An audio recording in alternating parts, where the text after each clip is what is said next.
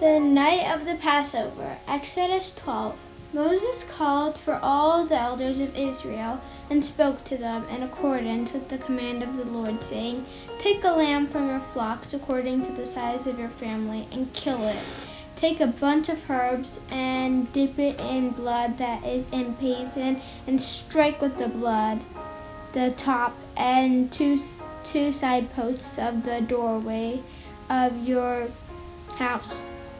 And none of you shall go out of his house until morning. You shall roast the lamb and shall eat the meat with unleavened bread and with bitter herbs. When you eat it, you shall be ready to depart with your shoes on your feet and staff in your hand. And you shall eat it in haste. It is the Lord's Passover, for the Lord will pass through the the Egyptians, and when he sees the blood upon the doortop and on the two side posts, the Lord will pass over the door and will not allow death to come into your house to strike you. And you shall observe this thing as a covenant with God for you and your sons forever. It shall come to pass when you come to the land which the Lord will give to you, according to his promise, that you shall keep this service. And when your children say, What do you mean by this service? You shall say, It is the sacrifice of the Lord's Passover.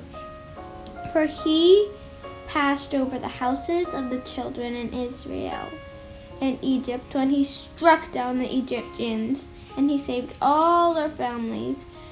The people bowed their heads and worshipped. Then the children of Israel went away and did as the Lord had commanded Moses and Aaron.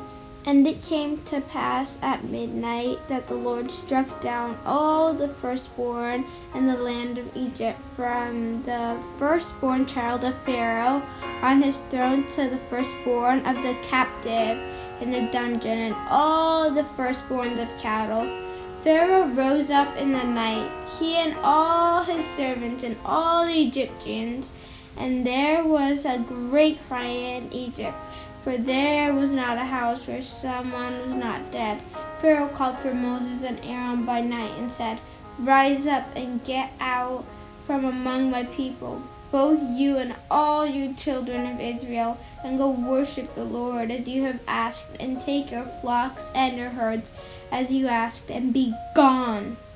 And the Egyptians urged the people and tried to send them out of the land in haste, for they had said, We are all dead men. So the people took their dough before it was raised, and bound their kneading boards up in their clothes bundles on their shoulders. And the people of Israel departed and journeyed from Rameses to Scottus, where were about 600,000 of them on foot, not counting the children. And there also went with them many other people and large flocks and herds of cattle. The night they went out of Egypt, the children of Israel had been living in Egypt for 430 years.